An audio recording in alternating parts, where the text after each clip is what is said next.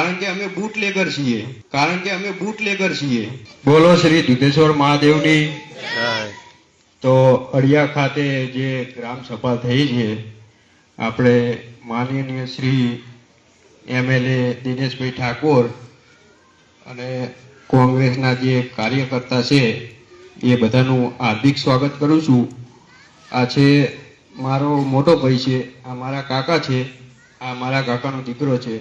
તો તમામ ગામનો વડીલો, સજ્જનો અને બધા ભાઈઓ મિત્રોનું હાર્દિક સ્વાગત કરું છું।